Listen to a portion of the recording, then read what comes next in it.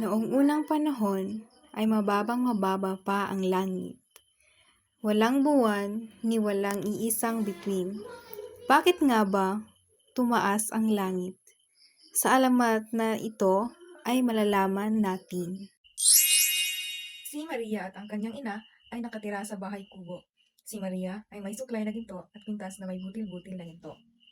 Halos araw-araw ay isinusukat niya ang suklay at ang pintas at tinitingnan niya ang kanyang anino sa tubig kung siya ay maganda. Isang araw, nang isinusukat ni Maria ang suklay at ang pintas, ay tinawag siya ng kanyang nanay. Maria, magbayo ka ng palay, ang wika ng ina. Opo, ang sagot ni Maria. Ngunit hindi siya kumilos. Maria, magmadali ka, ang tawag muli ng kanyang ina. Wala tayong bigas na isasaing. Opo, sandali na lamang, ang tugon ni Maria. Ngunit hindi niya inaalis ang kanyang tingin sa kanyang anino sa tubig. Maria, sinasabi ko na sa iyong magbayo ka nga ng palay. Madali ka at nang galit na utos ng kanyang ina. Hindi niya naalis ang suklay at pintas. Nalaman niyang kapag galit na ang kanyang nanay, ay dapat siyang sumunod ng madali. Nagbayo siya ng nagbayo ng palay. Pagkatapos ng ilang sandali, siya ay pinawisan. Napupuno ng pawis ang aking pintas, ang wika ni Maria sa kanyang sarili. Hinubad niya ang kwintas, inalis ang kanyang suklay, at isinabit niya ito sa langit na noon ay mababang-mababa pa at naaabot ng kamay. Samantalang siya ay nagbabayo, ay tinitingnan niya ang kwintas. Kay ganda ng aking suklay at kwintas, ang wika ni Maria sa kaniyang sarili. Pagkatapos ko ng aking pagbabayo, ay isusuot mo uli ang aking suklay at kwintas.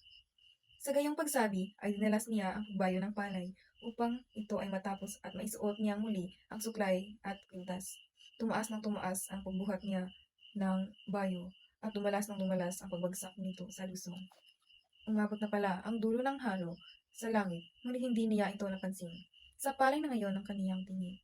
Tinitingnan niya kung malapit na siyang matapos upang maisuot niyang muli ang suklay at kwintas. Itinaas niyang lalo ang pagbuhat ng halo upang lumakas ang pagbagsak nito sa lusong at nang madaling mabayo ang palay. Sa bawat pagtaas pala ng kaniyang halo, ay bumubunggo ang halo sa langit at sa bawat pagbunggo naman ay tumataas ang langit. Nang mapuna ni Maria ang nangyayari, ay mataas na ang langit. Tangay-tangay ang kaniyang gintong suklay at kwintas. Hindi na niya maabot ang mga ito. Tumaas na tumaas ang langit. Tumaas at tumaas din ang kaniyang suklay at kwintas. Noong gabing yun, ay umupo si Maria sa may bintana at tinitingnan ang langit na ngayon mataas na. Hinanap niya ang kaniyang suklay at kwintas. Naroon ang kaniyang gintong suklay at siyang naging buwan.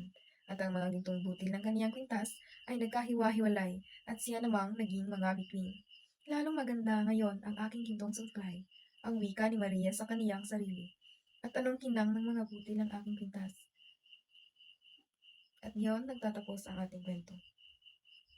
Ang aral na mapupulot natin sa kwentong ito ay dapat unahin muna natin ang mga mas importanteng bagay kaysa sa mga luho natin sapagkat hindi ito nakakabuti.